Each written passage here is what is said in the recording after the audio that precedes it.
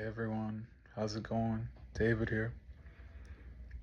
Today I want to talk to you guys about um, uh, a difficult topic to speak about sometimes, and that is the topic of depression. You know, I always grew up with the sense when I was younger, my days in high school and early college, um, yeah, especially starting high school, throughout high school, and then college. I wouldn't understand why people would ever suffer depression, and I never understood why um, somebody would ever decide to take their own life. To me, it was something that was completely outside of my thought frame. It was completely out of my paradigm. The fact that somebody can do that, the fact that people could be so upset with their lives and so sad and so, and at this time too, I would interpret depression as simply sadness, you know, not knowing what the deeper um, roots that surround it.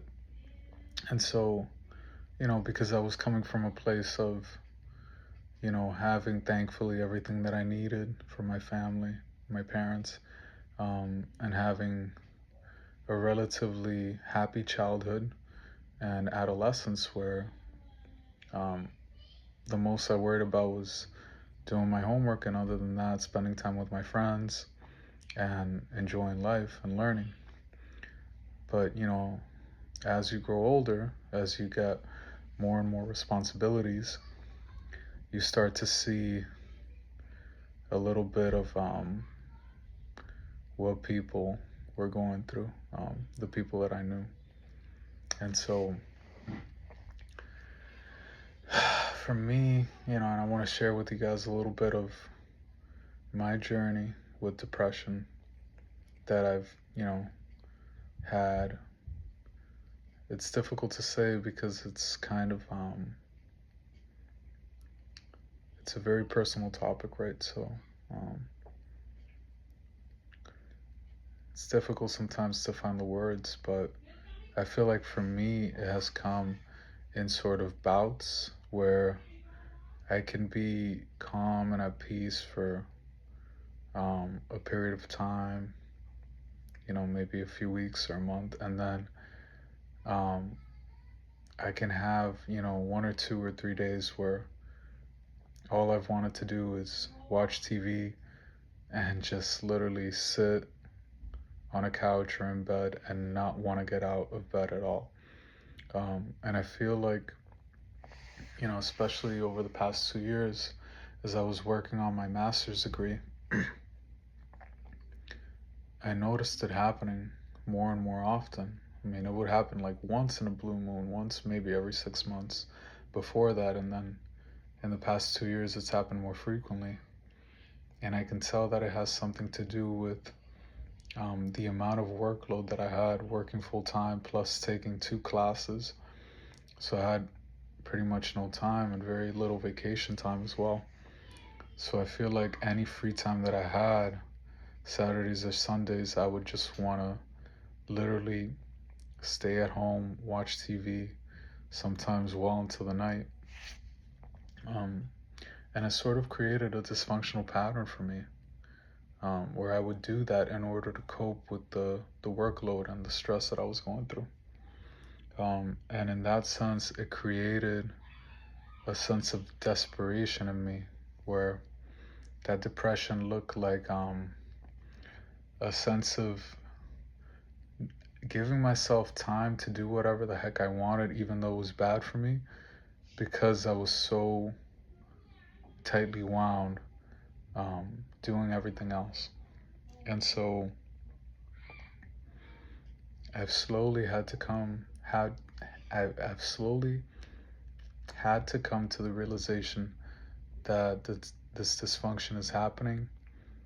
I'm slowly becoming more and more aware of it, and of, the devastation that it's been causing in my mental health. And so it's important to recognize these patterns for what they are. What are the triggers that can trigger depression in people? Definitely stress is one of the biggest ones, I would say, followed by any traumatic events, um, working too much, not having enough time um, during the day to decompress, to do things that you love on a day-to-day basis, and a lack of purpose and connection, right? Human connection. Um, what are we doing to connect ourselves more to our friends, our family, our local communities, and beyond that, right? Um, and what are we striving for as human beings? What is our purpose? What is our mission in this life? Do we have something that we're constantly striving um, to improve upon and reach as a goal, a life purpose? And I feel like all of these things combined, um, if we set the right parameters as much as we can, if we think about this from a systems point of view, right? Everything in our lives um, are mostly creative systems, systems that regulate our sleep, the systems that we undertake to eat well or not eat well, to exercise or not exercise, right? So everything that we do, even something that we don't do, that is a decision in and of itself. And so if we're able to look at these things, right, and sort of see them separately and then how they combine as a whole to impact our entire life, I think doing that, we're able to see much more the depths of our predicament when it comes to noticing the things that cause depression within us. And I know that it's not just black and white like that. I know that we're all different people. We all have different triggers, and for some people, it could be triggered by chemical imbalances in their body and their brain. Um, but from what I've heard, right, for most people, a big cause of depression is psychological, um, psychologically related, right, to our mental health in terms of all of the factors that I mentioned to you guys. And so I think bringing awareness to all of these things is paramount. Um, being able to, just sit down, um, even for 2 to 5 minutes a day, even 2 minutes a day, sit down, take a deep breath, tell yourself that it's okay. I'm in the present moment. I accept what's going on right now and it does not define me, something like that. Um, and I think one of the biggest things too is not beating yourself up for those bad days, not beating yourself up when you have, for example, like me, any bouts of days where you don't feel like doing anything, when you don't want to get out of bed. Right now it's winter, and sometimes, like, internally, it has become so much that I don't even want to go outside because I don't want to experience any discomfort. And so I think it's very important not to beat ourselves up over it, even though at the moment, we can feel terrible. A good friend of mine has taught me this phrase, giving ourselves grace. Giving ourselves grace for everything that we've been through and knowing that we're going to get through this. And it's not the same as being completely passive. I think it comes with a connotation of not judging yourself for where you are, but at the same time recognizing that if you don't feel well and you recognize that something is wrong, that you know within yourself that something has to change or a group of things have to change in order for you to improve and feel better, you know? So it's not quite a get out of jail free card, but um, it brings a sense of acceptance and love for yourself, knowing that it's okay wherever you are. Um, but having that knowing that you're gonna try your best to do better, to break out of those habits and really bring yourself to a higher ground of peace and love, tranquility, serenity, peace. Um, bringing yourself to that place, right?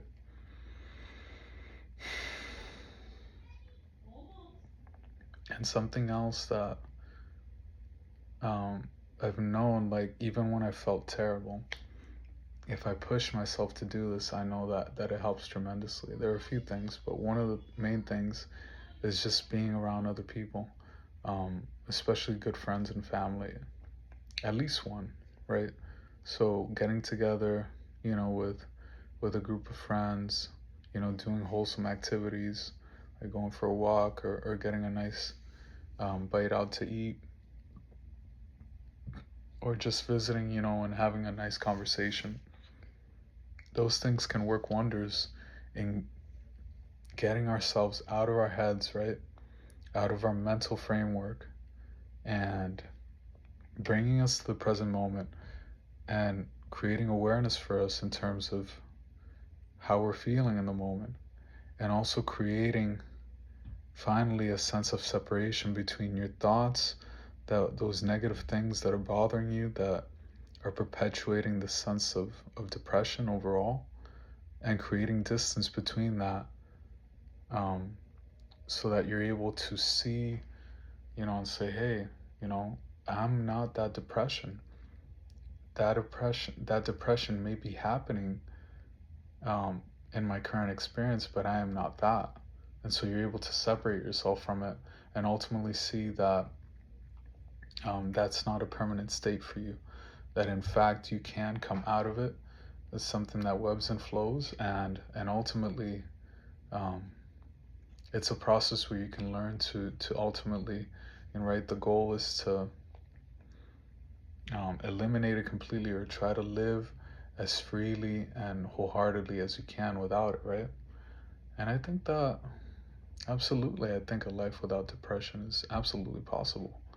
Um, of course, we'll have stresses in life, we'll have um, challenges and circumstances that aren't the best for us, but I think with the right techniques and methods and a sense of commitment to improving, we're able to dramatically change the course of our lives for the better and remove that sense of depression and bring ourselves to a sense of peace, um, much more than we may be feeling when we've been in that depressed state. Um, so those are, in a nutshell, the biggest lessons that I've learned from um, being in different states of depression. And I think one of the biggest triggers as well has been knowing that I'm putting myself in there, right? So when I feel depressed, I completely disregard, my health, all these things. And I know that I could be doing better. And I think that's what drives the stress even more, to perpetuate the damaging cycles that lead to more depression. So it's a vicious cycle, right? Where if you get into it, in a way, it's easier and easier to get into. Um, but at the same time, if you work actively towards getting out of it, little by little, it's the snowball effect, right? So it gets a little bit easier every time to get out. And it's not all going to happen at once, right? Um, for example, somebody who's been very depressed for a long time, they might start seeing little bits and glimpses of happiness or peace, and then they might revert back And I think that's normal because you're going through a cycle of emerging from that. And so it might not happen all at once. And I think gradual changes over time, steadily and consistently improving, um, creates more permanent success when battling depression. Um, so I want to tell you guys that it's important above all, you know, if you can't remember anything else from this video, remember this. Love yourself. You're in this world for a reason. You were created for a reason. You are completely unique in all of your attributes, skill sets, your thoughts, your emotions, the way that you think, the way that you look at the world, the way that you want to impact the world. All of those things are completely unique and your own. And nobody can ever take that from you. Nobody can ever replace that within you. You have a gift that the world needs, that we all need, you know? Always remember that. Know that you were born to do extraordinary things, to make an impact with your friends, your family, your community, local community, your country, the world, the universe. Nothing is beyond your grasp and your scope when you want to give your gift. You have an amazing gift, multiple gifts to give. And that's one of the most beautiful things too, when you're able to harness that completely, and that creates a fountain of an overflow of abundance, right? So you feel like you don't need as much as you want to give. And that sense of abundance, I think, creates a natural byproduct of happiness and joy and stillness and wonder. And it naturally repels depression, I think, when we're able to exist in that state of flow. And also when we're not actively working towards something, if we're able to maintain a state of serenity and peace and knowing that everything is okay no matter what may be happening, if we can find peace within that storm, calm our minds and know that things will get better, that we just have to keep pushing, having hope and having a vision, I think, are two of the most powerful aspects of leading an extraordinary life. When we can do that, the sky's the limit for what we can do. So I love all of you guys. I know this is a very difficult topic. Let me know in the comments what you guys think. What are your stories in dealing with depression, and how have you navigated it? If you guys are comfortable to share, you know, I know it's a very intimate process for all of us. But I wish you all nothing but the best and so much love. I want to send to you guys so much peace and serenity, and know that you are loved, and know that you have so much to give. You can do extraordinary things. So thank you guys so much. Hope to see you all soon. Bye.